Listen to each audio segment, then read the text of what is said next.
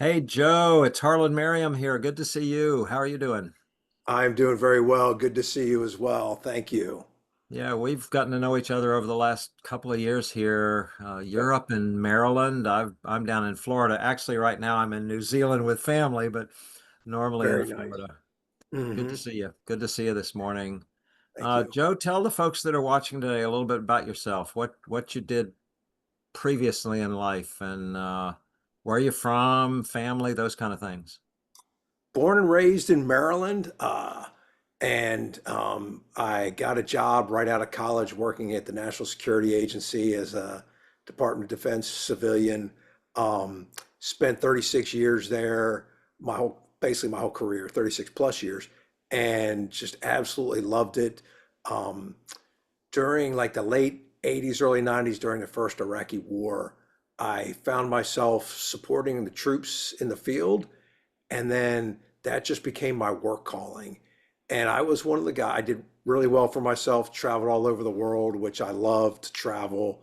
Um, and I did well for myself and I loved what I did. I'm one of those guys that enjoyed getting up and going to work each morning and never bored, It certainly wasn't perfect, right? You're working for the government, the bureaucracy, but absolutely loved it. Yeah, and family. Joe, you have family, I know. I do. Wife, three daughters. One of them's actually pretty close to getting engaged, I think. So I have a son-in-law at some point in time, but three adult daughters, all in their early 30s. Hmm. And then been married, wow, 37, 38 years Oh, to my high school congratulations. sweetheart. Met her in high school and dated off and on through college. I called it time off for good behavior, and ended up getting married after we graduated. Hmm. And Joe, the life before retirement was good. You woke up every day, loved what you're doing, worked for the Yep. government, a little bit frustrating. Sometimes I'm Yeah. sure I know that was my experience with my Army work, but Right. also just fulfilling in that.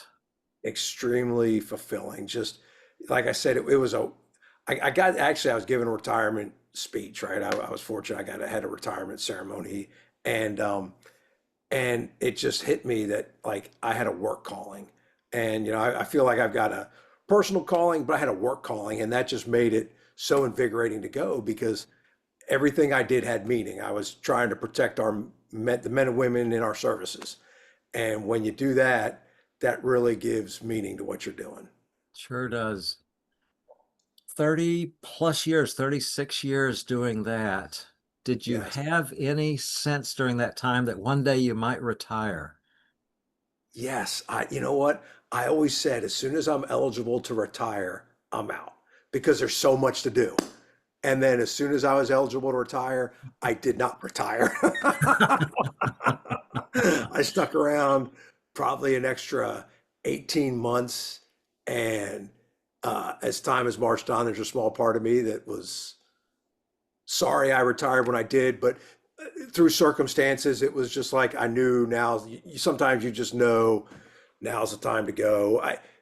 I was senior enough that they moved you to different positions, and they were going to put me into a position I didn't like, and I did not want that to be my final job. Right? I didn't want to go out on what I considered not to be a fun job, and so I was just like, all right, now's the time to go. So I left and Yep. retired. Yeah, Hmm. retirement's kind of like starting a new chapter, and sometimes you're It glad to is. get that other chapter done so you can start the new one. Right. And sometimes you're looking forward to what are some dreams, early dreams you, your wife, your kids had for your retirement when that came?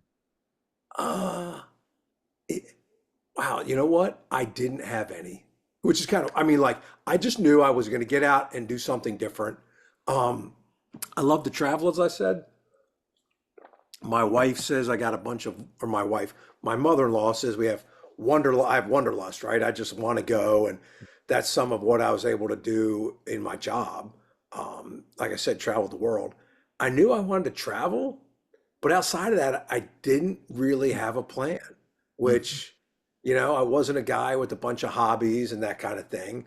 Um, I took up wood turning towards the later part of my career, just um, I'd seen other people do it. It fascinates me. So I took up that as a bit of a hobby.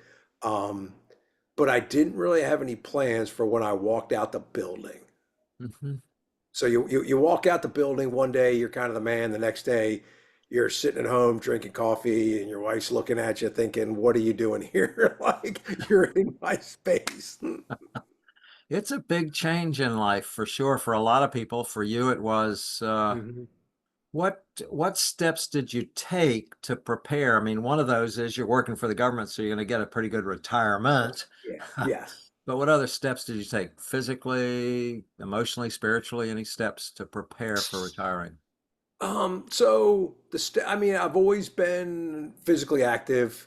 Um, so I was going to make sure I didn't change some of the things. The plan was to devote more time to the things that I enjoy doing. Um, and I did I did become a consultant, right? So leaving the building, I was fortunate enough to get a consulting job that was, 15 hours a week. So that helped fund a lot of the things I was doing in the early parts of my retirement, the travel I was doing, that kind of thing. Uh, and so planning, I did seminars and that kind of thing. And I figured I would put myself more into physical fitness and wood turning and whatnot. And I did some of that. Um, I volunteered at the church. I did more of that. So it was kind of sporadic, the different things. I, I've told people you do 36 years and you're institutionalized. I mean, I was coming out. I mean, it was not a prison, but I was institutionalized in how I thought, things I did, and I needed to break some of that. And it's taken a couple years to break that. Hmm. But it's all good at this point. Yeah, Yep. So there's not just a set point of change there. It's a transition and learning how to make it work for you.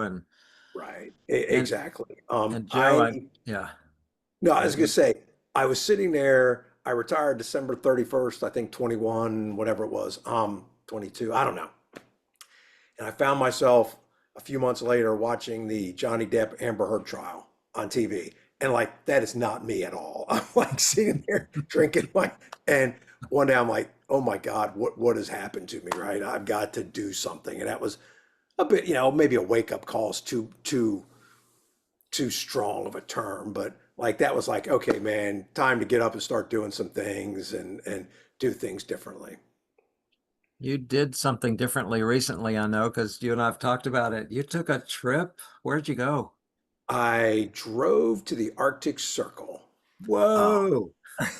I cannot be left alone with my own thoughts because I start coming up with these wild ideas and then they just grow a new life of their own.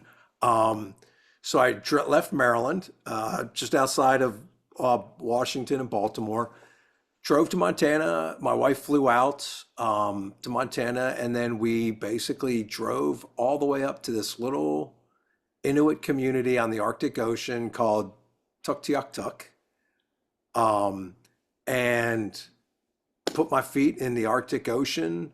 I love to be outside. I love the mountains. Um, and actually, Harlan, you know what I realized on that trip? Um, I got back and I'm like, I am now ready to retire. I'm like now like ready to go. Okay, I don't want to do anything. Like I was still doing some consulting and I still do a little bit. It's whatever. It's just fun money, but like I don't want to do anything. I just want to go have fun, travel more, come up, devote myself more to the physical fitness and wood turning and helping out at the church as best I can. Um, while we were on the road, my wife said, "Okay, what are you going to do differently when you get home?" And those were the things I said. Like I'm like gonna not focus on my consulting hours. I'm going to focus on fun and being outdoors and staying fit. My primary job should be living as long as I possibly can at this point in time. So it was a phenomenal experience and I plan to do it again.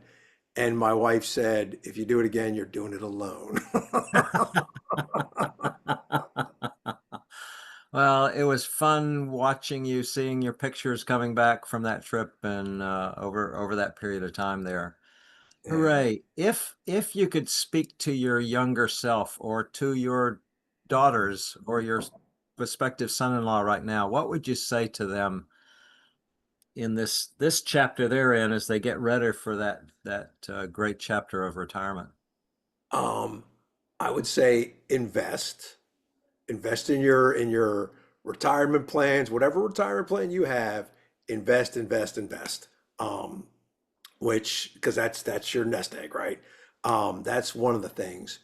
And then uh, it's just interesting. I'm a planner by nature. I always have a plan.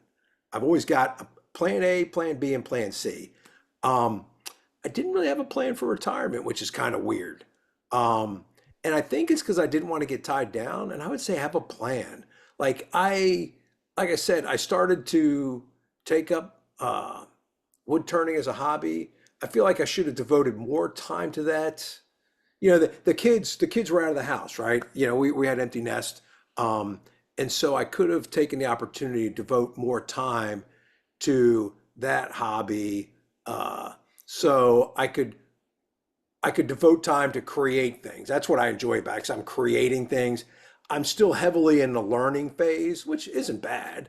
Um, but I get frustrated. And so I would, to earlier self, I'd say, you know, ramp up, do more there. Um, and come up with a better plan. Like So come up with a one, six yeah, month plan, maybe. there you go. So one is financially to and make sure your nest egg is ready for retirement when you're ready to do that. And Correct. two is maybe begin some of the transitioning before you get to retirement, Right. Yeah. is part of Yeah. that. Yeah. Cause, you know, for me, it was classified work. So December 31st, they read you out and you're no longer cleared and you can't go back in the building and all this hit me kind of late. It was my social circle.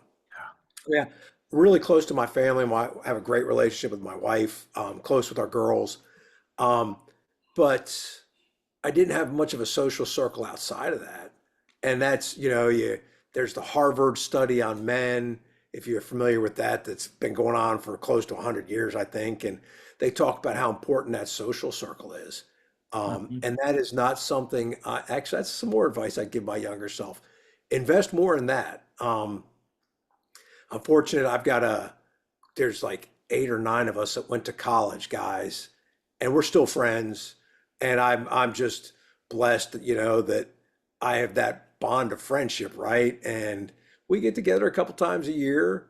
Um, but I would have invested more in relationships, I think, as well. Yeah, so I heard three things there. Financially, be ready for retirement. 100%. My Yep. partner Mike retired early because they got ready and were able to do that. Uh, Two is the transition there, work on it prior to retirement. Yes, Think sir. about some things you might want to do. And then the relationships, because they do get adjusted severely at retirement for a lot of Yeah. people. You're Right. not going to the office anymore. You're not running that anymore. And who are those people that are going to be there when you get to that point? Right. Right. So fortunately, I've been able to invest in I've had other long-term friendships, and right, so I go out to breakfast or lunch with people here and there throughout the month. Mhm. Um, you know, we've got our group that meets every Friday morning, so that's positives. But those relationships, and then I think that was really the way you succinctly said that. Like, start that plan before you go out the door, right? If you've got the time available in your schedule, start that plan before you know, as we say, drop the badge in the bucket, right? Yeah. Drop the badge in the bucket. An Yep. On interesting, the way yeah. out the door, drop it in. Yep. Joe, this has been good. I hope it's helpful for the other folks that are going to be watching this as well to hear your story.